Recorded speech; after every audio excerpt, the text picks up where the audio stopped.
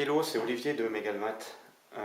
Voilà, je vous présente une petite vidéo pour la réparation ou l'entretien d'un réducteur de cuve d'une bétonnière Imer S350, S250, S190.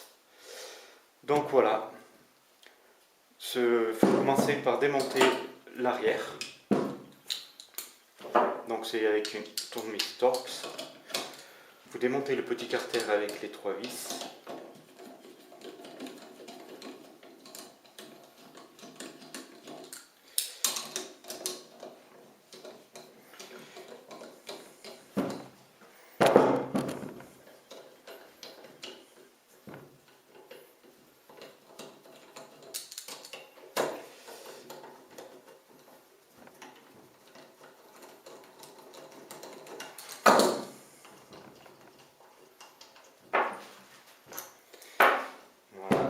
On sort le carter.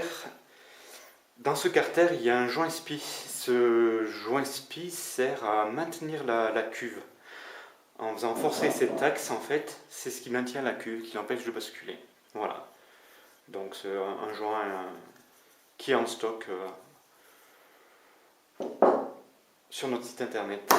Du coup, on accède au roulement et à l'arbre de vis sans fin, qui est ici. Il y a un deuxième roulement et un pignon de renvoi d'angle qui est au fond. Donc pour sortir tout l'ensemble, on prend un maillet et on tape comme ça.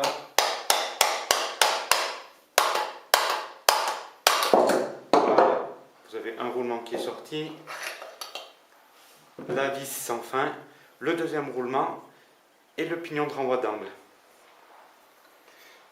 Donc déjà dans cette partie-là, ce qu'on peut contrôler, c'est les roulements, voir s'ils ont du jeu ou pas. On prend la cage intérieure et la cage extérieure et on fait bouger. Donc celui-là, il va. Par contre, il bloque complet. Il est complètement grippé. Donc ça, c'est un roulement à changer. On contrôle l'état des pignons, s'ils ne sont pas abîmés. Donc là, ça a l'air bon. Alors là, le pignon sort tout seul. Mais ça peut arriver qu'il faille un arrache pour l'enlever. Vous avez une petite clavette. Et vous avez un autre roulement. Pareil, là aussi on contrôle le roulement. Alors là, le roulement, il a carrément du jeu. Donc ça aussi, le roulement est HS, là, complet. Il faut le changer. On le voit très bien, il a du jeu de partout. Donc là, les deux roulements à changer. On continue par l'autre arbre. Alors c'est l'arbre qui tient le volant, tout simplement. Donc là, c'est des vis cruciformes.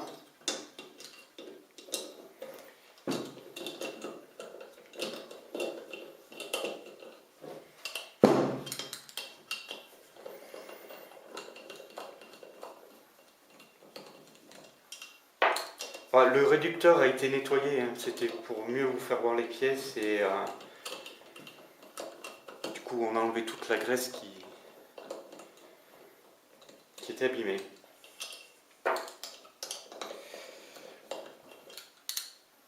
Voilà, hop.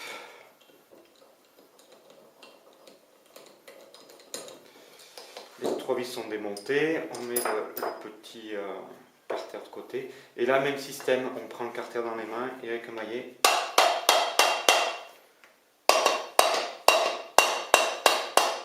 Et voilà, touc.